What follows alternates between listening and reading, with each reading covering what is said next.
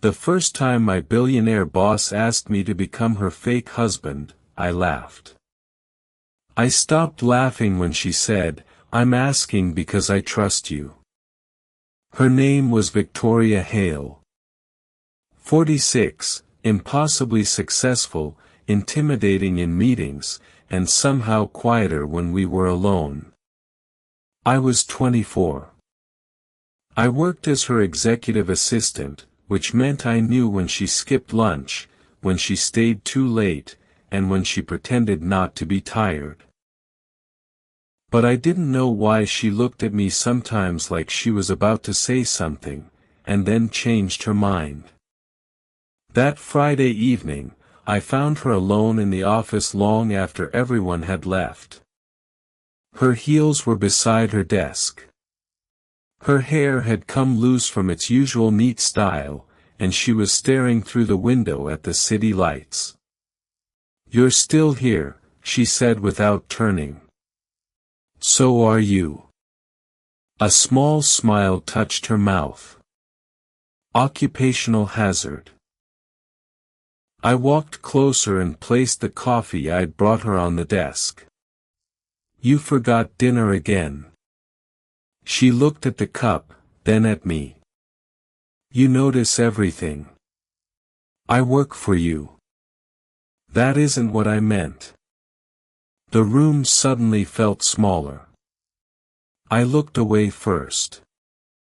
She picked up the coffee, but her fingers briefly touched mine. Neither of us moved. It was only a second. Still, something changed. Victoria slowly pulled her hand back. "My family thinks I need to get married before the company vote next month," she said. I frowned.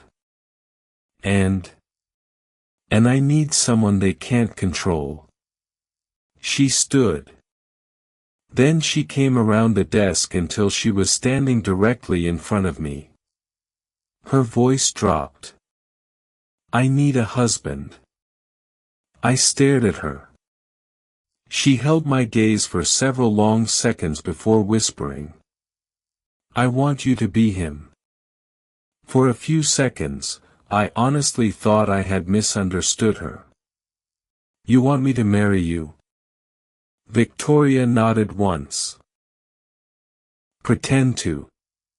That somehow sounded worse.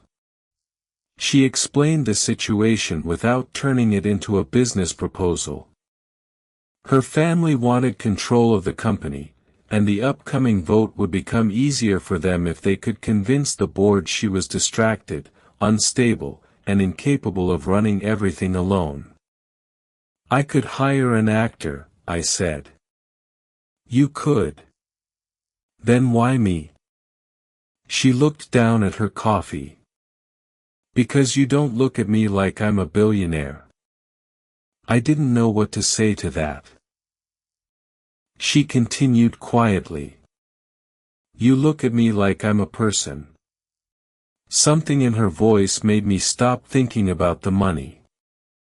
I had seen Victoria in meetings where nobody dared interrupt her. I had watched people become nervous when she entered a room. But standing there barefoot beside her desk, she looked tired. Not powerful. Just tired.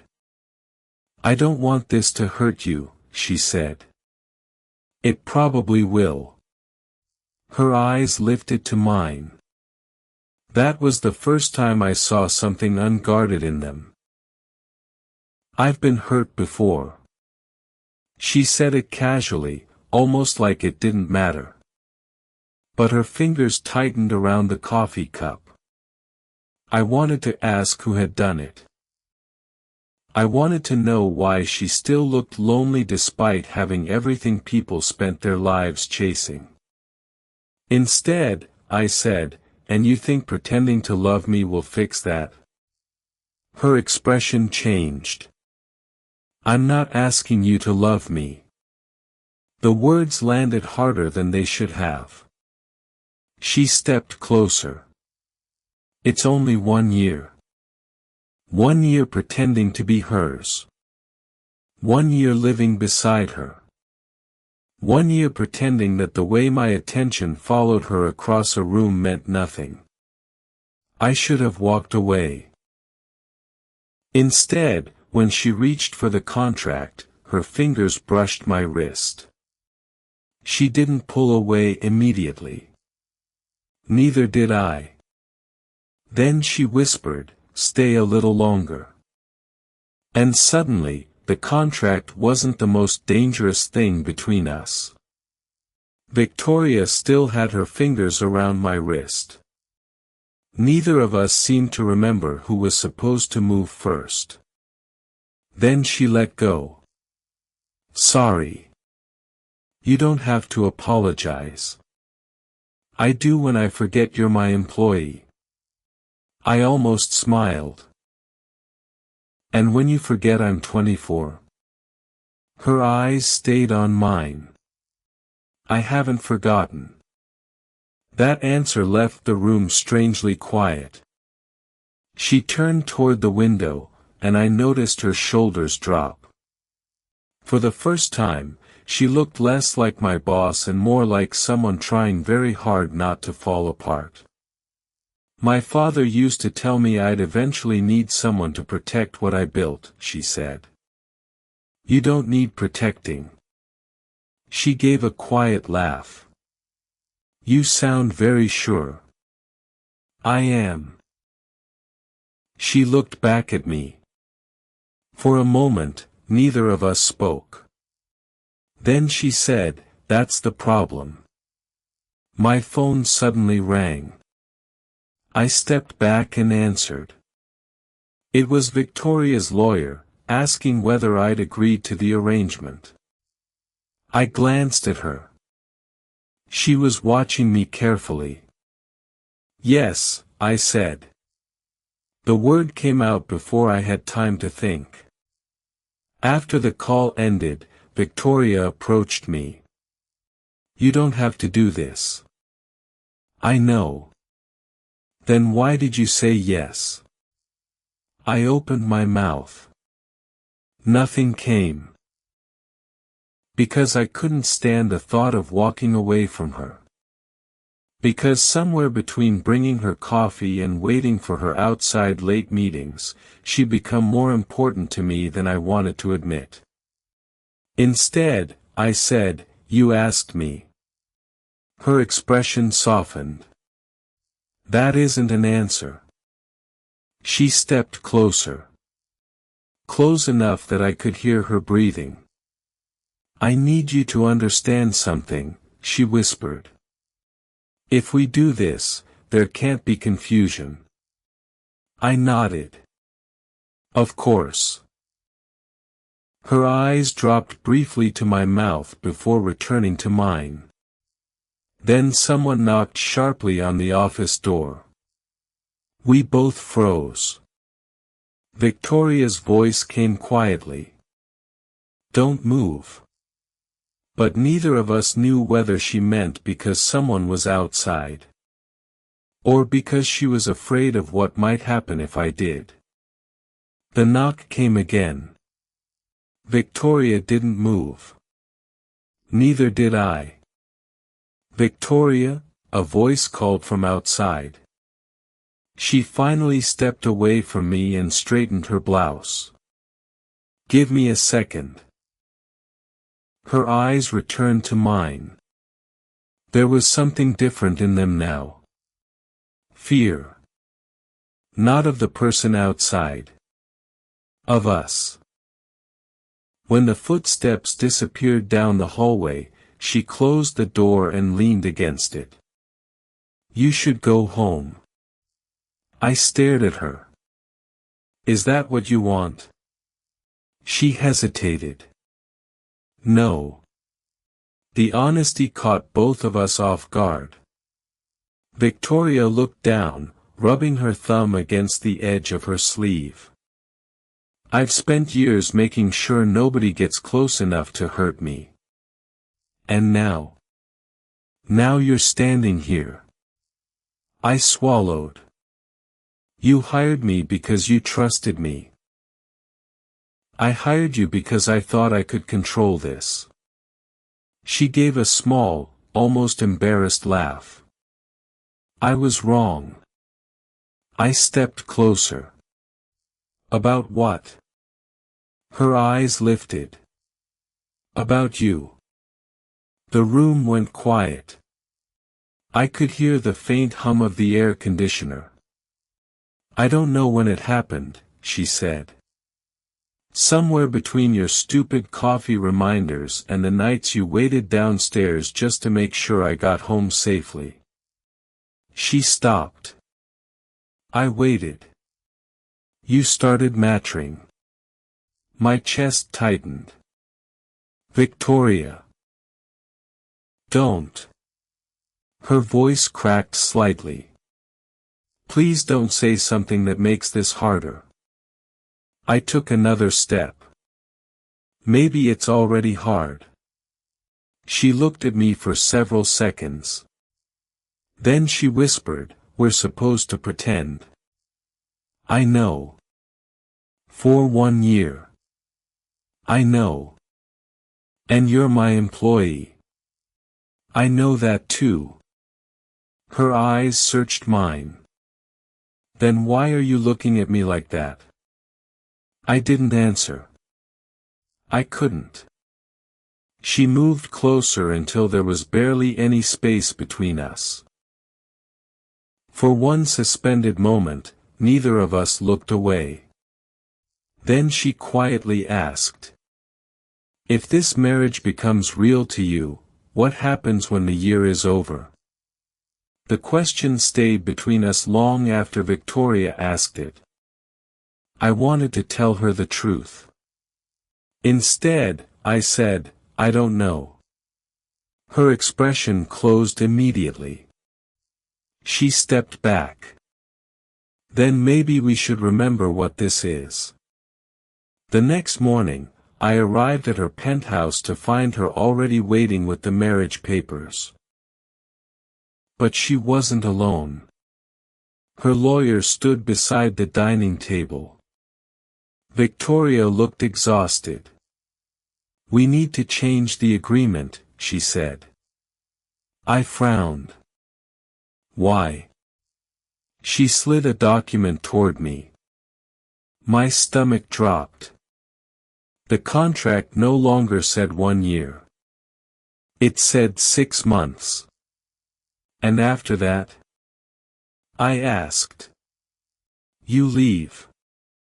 Her voice was controlled, but her hands weren't. I looked at her. You changed this because of last night. No. Victoria. She finally looked up. Yes. Silence. Then she admitted something I hadn't expected. My last relationship ended because I trusted someone with the part of me I don't show people. She swallowed. He didn't leave quietly. He took pieces of my private life and used them against me. I stared at her. So that's why you keep everyone away? Yes. And me? Her eyes softened. You're different. Then why push me away? She didn't answer. Instead, she opened a drawer and pulled out an old photograph. It showed a much younger Victoria standing beside a woman who looked remarkably like me. I took the photograph from her. Who is this? My mother. I looked closer. The resemblance wasn't just similar. It was unmistakable. Victoria's voice became quiet. She knew your father. I looked up sharply. What? They worked together years ago. My heart started pounding. But that's not the real reason I chose you. Then what is? She stepped closer. I saw you before I hired you. I couldn't speak. Months before your interview, she whispered. You helped me when my car broke down outside the office. I remembered. The rain. The roadside.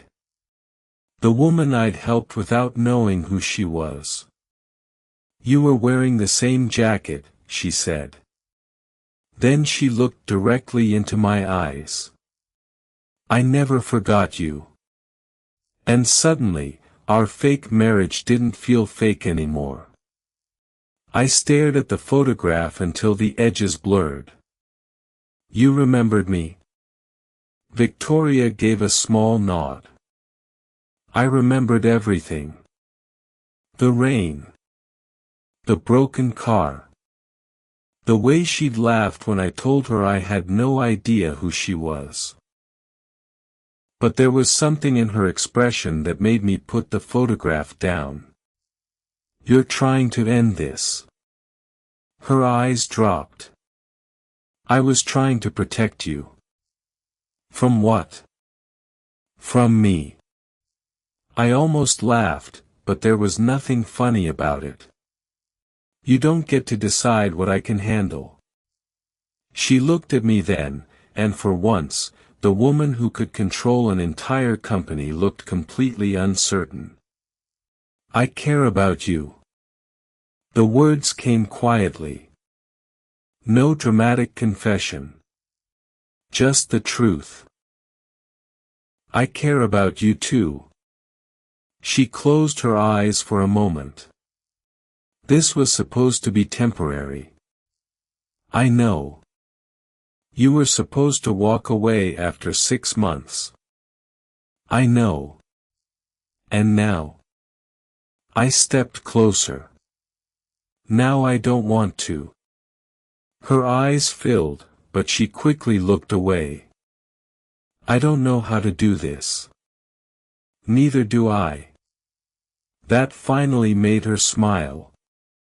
A small, tired smile. Real.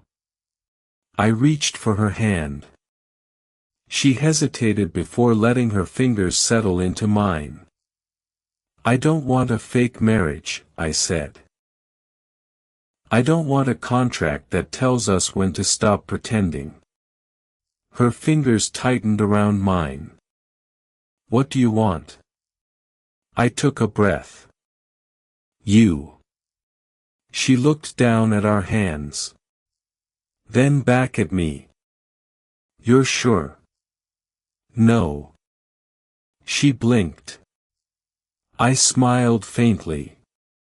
But I'm sure I want to find out. For several seconds, she said nothing. Then she stepped forward and rested her forehead against mine. No kiss. No perfect promise. Just two people standing there, finally admitting that whatever had started as an arrangement had become something neither of them could walk away from. Victoria whispered, "Then stay." This time, I didn't hesitate. I will. And when she held my hand tighter, I knew neither of us was pretending anymore. 6 months after Victoria first asked me to become her fake husband, the contract was sitting in a drawer collecting dust. We never needed it again. The company vote went exactly as she had planned.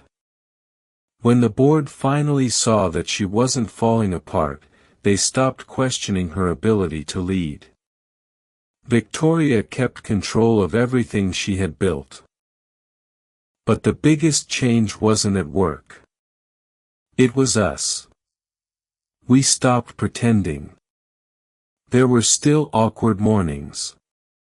Arguments over stupid things. Nights when Victoria worked too late and forgot to eat. And sometimes, when I came home after a long day, she would look at me like she still couldn't believe I had stayed.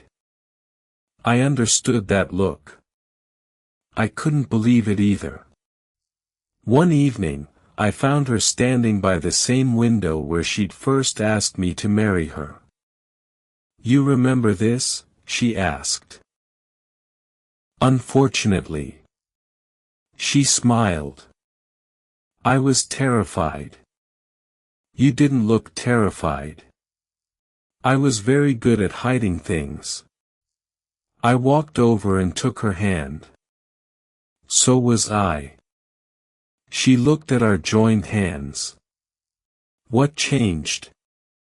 I thought about it. Nothing happened all at once. That was the truth. Love hadn't arrived with some perfect moment. It had grown quietly, in coffee cups left on desks, late-night conversations, uncomfortable silences, and the choice to stay when walking away would have been easier. Victoria leaned against my shoulder. And my mother? She'd probably be laughing at us. Victoria smiled softly.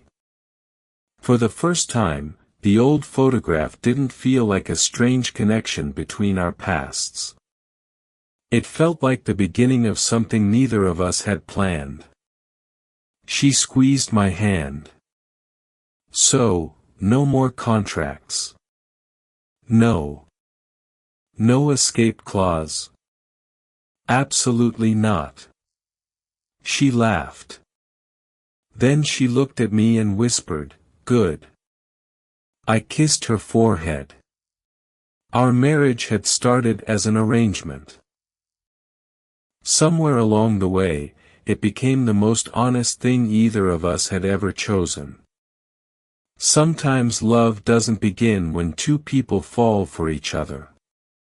Sometimes it begins when they finally stop being afraid to stay. Did you enjoy the story? What kind of stories would you like to hear next?